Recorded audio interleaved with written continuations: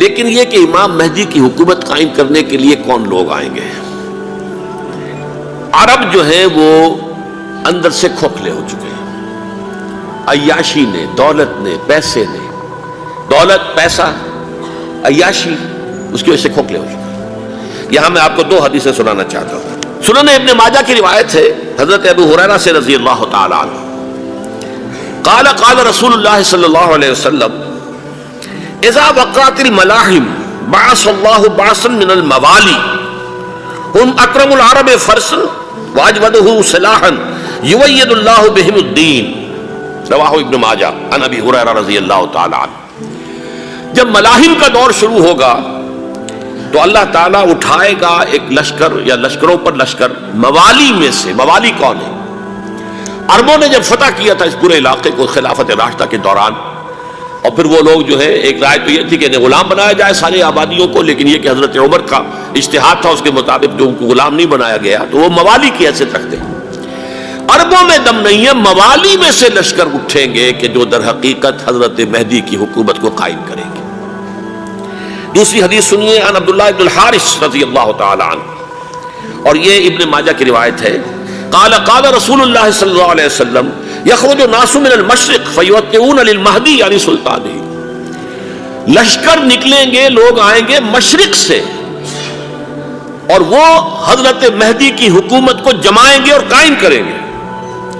اب ذرا نوٹ کیجئے کہ جزیرہ نما عرب کے مشرق میں کون سے ملک ہیں؟ 3، ایران، افغانستان، پاکستان، یہ 3 سالڈ مسلم ممالک، مسلم آبادی اکثریت۔ ویسے تو یہ کہ آگے ہندوستان میں 20 کروڑ مسلمان ہیں، لیکن وہ 20 کروڑ جو ہے وہ تو 80 کروڑ کے اندر تحلیل ہو جاتے ہیں غیر مسلموں میں، لیکن یہاں جو معاملہ ہے یہ غالب اکثریت کا۔ ان میں سے ایران کا معاملہ جہاں تک ہے، نمبر 1 یہ کہ وہ شیعہ عقائد کے حصار میں بند ہے، اس سے ادھر ادھر ہونا اس کے لیے ممکن نہیں۔ حدیث میں یہ بھی آتا کہ اصفہان سے 70,000 یہودی دجال کا ساتھ دیں گے، لیکن بہرحال خراسان ایک صوبہ ہے افغانستان کا اس وقت بھی شمال مشرقی کونے میں، مجھے امید ہے وہاں سے خیر کی، کیونکہ خراسان کا لفظ وہاں پہ شامل ہے، اور حضور کی حدیث میں بعد میں آپ کو سناؤں گا کہ خراسان سے فوجیں چلیں گی جو یروشلم کو دوبارہ حاصل کریں گی، فتح کریں گی، جیسے پہلے یروشلم کھویا عربوں نے تھا، دوبارہ حاصل کیا تھا کرد نے، کرد خون صلاح الدین ایوبی رحمۃ اللہ علیہ، ایسے اب پھر عربوں نے کھویا ہے، لیکن لینے والے خراسان سے لشکر آئیں گے۔ یخرج من خراسان رایات سود لا یردها شیء حتی تنصب بإیلیا، خراسان کے علاقے سے کالے علم لے کر لشکر چلیں گے جن کے رخ کو کوئی موڑ نہیں سکے گا جب تک کہ وہ جا کر یروشلم میں نصب نہ ہو جائے۔ اس کے بعد نام آتا ہے پاکستان کا۔ یہ ہے میری اور آپ کی داستان، اور یہ ہے سبب جس کی وجہ سے کہ میں آپ سے یہ گفتگو کر رہا ہوں۔ اصل میں تو کس لیے؟ محض ایک علمی استفادہ، محض اپنی بات آراء کو ظاہر کرنے کا شوق نہیں، بلکہ یہ کہ اپنی ذمہ داری ہم پہچانے کہ ہم کس مقام پر کھڑے ہیں۔ دیکھیے، اس پاکستان کے بارے میں یا ہندوستان کے بارے میں علامہ اقبال نے کہا تھا اپنے ترانہ ملی میں، میر عرب کو آئی ٹھنڈی ہوا جہاں سے، میرا وطن وہی ہے، میرا وطن وہی ہے۔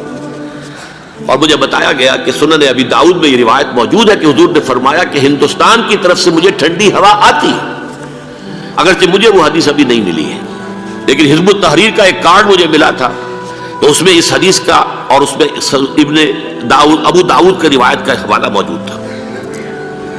لیکن میں جو چیز آپ کو بتا چکا ہوں وہ یہ کہ الف ثانی کا پورا تجدیدی کارنامہ اس ہندوستان کی سرزمین میں ہوا۔ مجدد الف ثانی شیخ احمد سرندی، شاہ ولی اللہ دہلوی، سید احمد بریلوی، وہ تو ہمارے پاکستان میں آ کر جو ہے ان کا خون جذب ہوا ارض پاکستان میں۔ پھر شیخ الہند مولانا محمود حسن، تحریک خلافت چلی تو صرف ہندوستان میں چلی اور کہیں نہیں چلی۔ آزادی کی تحریک چلی پوری دنیا میں، وہ نیشنلزم کی بنیاد پر چلی، ملے نیشنلزم، عرب نیشنلزم، ترک نیشنلزم۔ ہمارے ہاں چلی تو اسلام کے نام پر پاکستان کا مطلب کیا؟ لا الہ الا اللہ۔ پھر پاکستان قائم ہوا معجزے کے طور پر، بلکہ نازل ہوا ہے ليلۃ القدر میں، انا انزلناہ فی ليلۃ القدر، جیسے قرآن نازل ہوا ہے ليلۃ القدر میں، یہ پاکستان بھی نازل ہوا ہے ليلۃ القدر میں۔ اس کا برقرار رہنا ابھی تک معجزہ ہے۔ ہندو یہ سمجھتا تھا، کانگریس سمجھتی تھی کہ جھٹپٹ ختم ہو جائے گا۔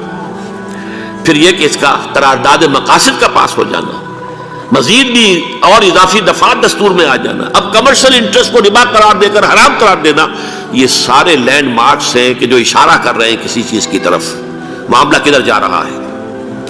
پھر یہ کہ یہ جو 14ویں صدی کے مجدد تھے شیخ الہند، اس کے بعد سے کچھ ایسی شخصیتیں عظیم پیدا ہوئی ہیں ہند میں، جن کو میں سمجھتا ہوں کہ 14ویں صدی کے مجدد اور 15ویں صدی کے مجدد کے درمیان یہ 15ویں صدی کے مجدد کی راہ کو سیدھا کرنے والے، جیسے کہ حضرت یحییٰ نے کہا تھا میں تو آنے والے کا راستہ سیدھا کر رہا ہوں حضرت عیسیٰ کے لیے، ایسے ہی 15ویں صدی کے لیے امام مہدی کے لیے راستہ صاف کرنے والے سب سے پہلے علامہ اقبال، جنہوں نے اسلام کا تصور دین کی حیثیت سے دوبارہ زندہ کیا ہے، ورنہ اسلام ایک مذہب کی شکل اختیار کر چکا تھا۔ پھر مولانا مودودی، مولانا ابوالکلام آزاد حکومت الہیہ کے نعرے کے ساتھ میدان میں آئے۔ یہ اقبال نے جو تصور پیش کیا تھا اس پر عملی جد و جہد کے لیے حزب اللہ قائم ہوئی ہے۔ نوٹ کر لیجئے 11 برس کا فرق ہے عمر کا علامہ اقبال کے اور ابوالکلام کے، اور 1913 میں جب حزب اللہ قائم کیا اس وقت علامہ اقبال کی ملی شاعری اپنے عروج کو پہنچ چکی تھی۔ پھر یہ کہ علامہ اقبال کے بعد تعمیل جو ہے اس کام کی وہ ابوالکلام نے کی، لیکن روایتی علماء نے کی شدید مخالفت کی وجہ سے وہ بددل ہو کر چھوڑ گئے، کانگریس میں شامل ہو گئے، بساط جو ہے حزب اللہ کی انہوں نے لپیٹ دی۔ پھر مولانا مودودی آئے، انہوں نے وہ ڈور جو ہے اس کا سرا تھاما، جماعت اسلامی قائم کی حکومت الہیہ ہی کے قیام کے لیے، اگرچہ میرے نزدیک یہ کہ وہ انتخابی اور ایک قومی سیاست کی ایک جماعت بن کر پاکستان میں جو ہے دلدل میں پھنس گئی ہے۔ اب ہم اس کی کوشش کر رہے ہیں تنظیم اسلامی اور یہ تحریک خلافت جس کے تحت یہ جلسہ ہو رہا ہے، یہ ساری چیزیں وہ ہیں کہ آپ کو سوائے پاکستان کے اور کہیں نہیں ملیں گی پوری دنیا میں۔ معلوم ہوتا ہے کہ پاکستان کو بہت بڑا رول پلے کرنا ہے اس میں، اور اس کے ساتھ اب جمع کر لیجئے افغانستان کی عمارت افغانستان، اسلامی عمارت افغانستان قائم ہو چکی ہے۔ یہ پچھلے 20 سالوں میں جو کچھ وہاں ہوتا رہا ہے اس سے پہلے تصور نہیں ہو سکتا تھا۔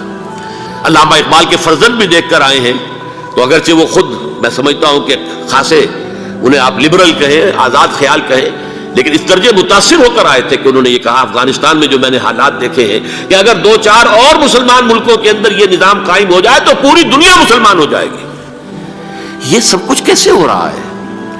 یہ آنے والے دور کی جھلکیاں ہیں۔ Coming events are casting their shadows before.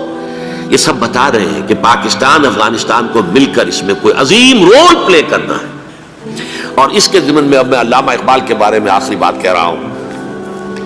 علامہ اقبال کے بارے میں عام یہ خیال ہے، انہوں نے اپنے خطبات میں مہدی کا اور نزول مسیح کا، حالانکہ میں کل پڑھ رہا تھا مولانا سید احمد اکبر آبادی رحمۃ اللہ علیہ کا ایک مقالہ ان کا کہ علامہ اقبال نے ابن خلدون کے بارے میں یہ کہا ہے کہ مہدی کا اور نزول عیسیٰ کا دونوں کا انہوں نے انکار کیا ہے، حالانکہ ابن خلدون نے نزول عیسیٰ کا انکار نہیں کیا، صرف مہدی کا انکار کیا ہے۔ بہرحال علامہ اقبال نے خطبات میں انکار کیا ہے، لیکن یہ کہ اپنی شاعری کے اندر میں چیلنج کرتا ہوں کسی بڑے سے بڑے اقبال شناس کو، ان کا یہ شعر ذرا سنیے: خضر وقت از خلوت دشت حجاز آید بروں، کارواں زی وادی دور و دراز آید بروں۔ خضر وقت، امام وقت، رہنمائے وقت، قائد وقت، خلوت دشت حجاز، حجاز کی صحرا کی کسی خلوت گزینی سے نکل کر باہر آئیں گے۔ میں حیران ہوتا ہوں علامہ کے اس فکر پر اور اس مصرے پر۔ یہاں انہوں نے شیعہ اور سنی دونوں کے کانسیپٹ جمع کر دیے۔ شیعہ کا کانسیپٹ یہ چھپے ہوئے کسی غار میں وہاں سے برآمد ہوں گے، اور ہمارا کانسیپٹ میں ام سلمہ رضی اللہ تعالیٰ عنہ کی حدیث سنا چکا، چھپے ہوئے ہوں گے وہ وہاں پر، مدینے سے نکل کر آ کر مکے میں چھپ جائیں گے۔ اس خانہ جنگی کی حالت میں لوگ ان کی طرف دیکھ رہے ہوں گے، سوچتے ہوں گے انہیں میدان میں آنا چاہیے، کوئی پارٹ پلے کرنا چاہیے، امت کی رہنمائی کرنی چاہیے، لیکن وہ چھپیں گے، وہ کارے ہوں گے، وہ اس ذمہ داری کو قبول نہیں کرنا چاہیں گے، جا کے چھپ جائیں گے مکے میں، وہاں سے مکے والے انہیں نکالیں گے، اور وہ کارے ہوں گے، انہیں بالکل یہ پسند نہیں ہوگا کہ یہ ذمہ داری اٹھائیں۔ تو خضر وقت از خلوت دشت حجاز آیت بروں، کارواں زی وادی دور و دراز آیت بروں۔ کارواں جو چلے گا ان کی مدد کے لیے اس وادی دور و دراز، اس عظیم وادی دور و دراز، یہ وادی سندھ ہے۔ وادی سندھ جو ہے ہم سمجھتے ہیں کہ صرف یہ پاکستان اور پنجاب جو ہے یہ اس میں شامل ہے، سندھ اور پنجاب نہیں، افغانستان کا پورا مشرقی علاقہ اس میں شامل ہے۔ جیسے دریائے جہلم سندھ میں جا رہا ہے، جیسے دریائے گلگت سندھ میں آ کر ملتا ہے، جیسے دریائے چناب اور راوی اور جہلم اور یہ سب جا رہے ہیں اور آ رہے ہیں، اسی طرح دریائے کابل کہاں سے آ رہا ہے، دریائے گومل کہاں سے آ رہا ہے، ٹوچی کہاں سے آ رہا ہے؟ یہ سارا جو ہے ڈرین جو ہو رہا ہے ایسٹرن جو ہے پارٹ آف افغانستان، یہ سب وادی ہے. اس وادی کے یہ دو حصے ہیں، ایک